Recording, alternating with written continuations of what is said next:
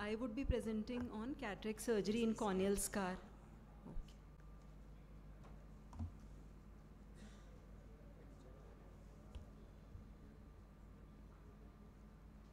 Yeah, so patient selection is of utmost importance in these cases, which begins with the best corrected visual acuity, history of any recent decrease in vision in these patients, the visual potential assessment by doing a PAM or electrophysiological tests, or the need for any additive procedures during surgery like sphincterotomy, optical iridectomy based on the pupillary size needs to be decided, and the location, of course, the location of opacity.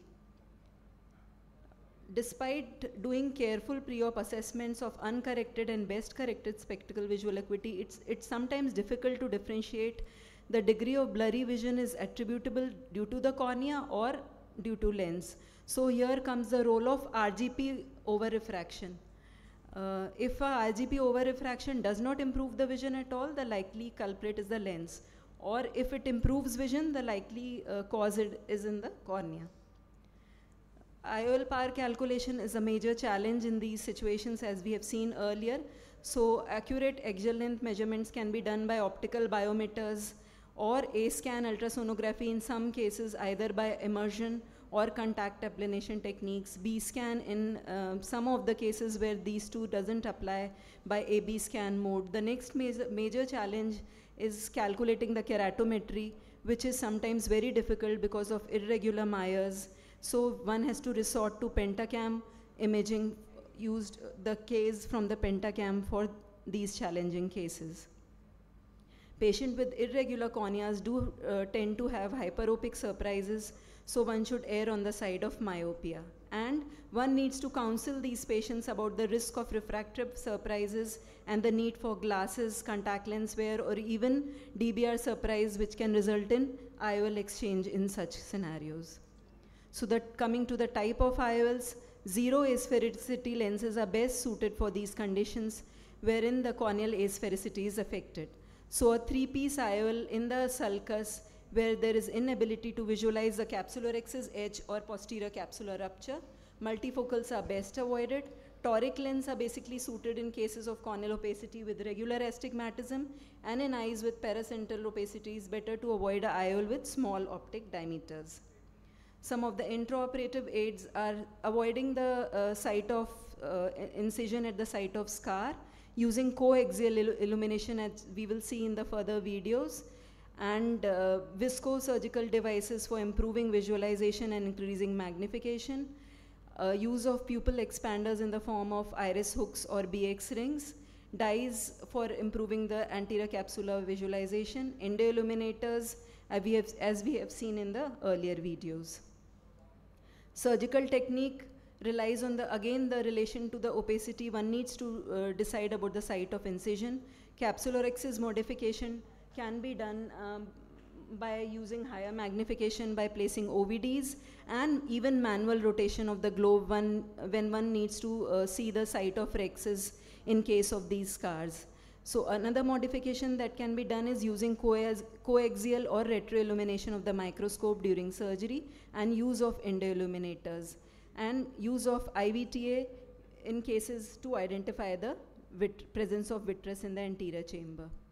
This is a short video.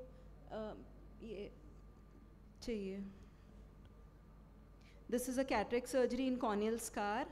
So I'll be covering the following case scenarios in my video. First comes cataract surgery status post-fungal keratitis scar, where a quiescent interval of 6 months was kept. There was a corneal scar involving almost half of the cornea with posterior synec and a complicated cataract, where irrigation cannula was used as an aid to release the posterior synec.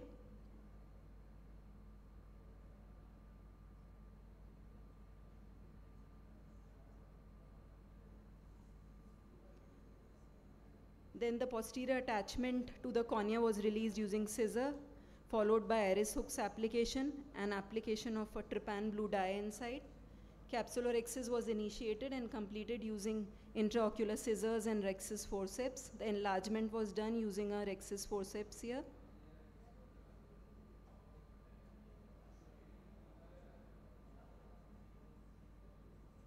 Rex's margin continuity checked with an endo-illuminator, scleral tunnel made and phacoemulsification performed. Viscoelastic to improve magnification and increased visualization.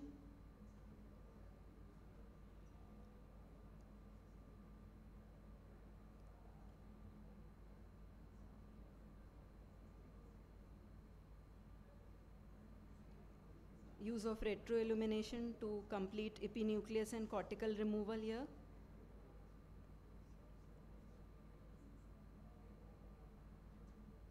Because the view becomes quite hazy, and unless we use a endo-illuminator, it's difficult to even delineate the rex's margin at the end of surgery to decide for the type of IOL. Here bimanual probes used for cortical aspiration. The rex's margin checked for continuity, and then a 3-piece lens and a watertight closure. Here we achieve an outcome of 6.9 with minus 1.5 cylinder. This is a cataract surgery in post-viral scar under antiviral prophylaxis. In a central scar with a severe aqueous deficiency dry eye, where punctal cautery was performed after cataract surgery. Both the upper and lower puncta were cauterized till complete charring achieved.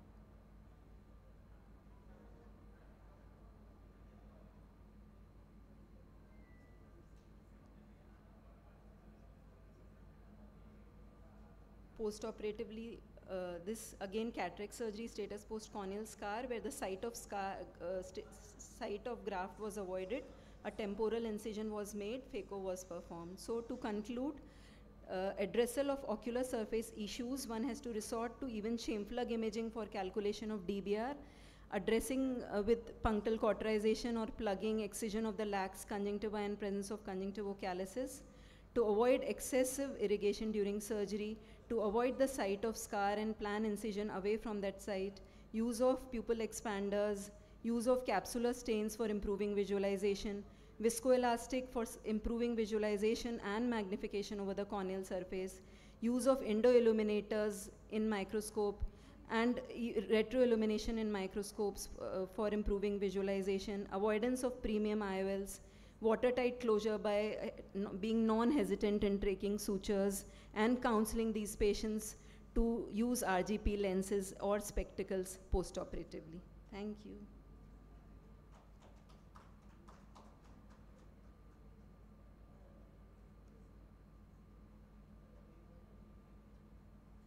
I would like to thank all the presenters in my IC for their wonderful talks and their videos.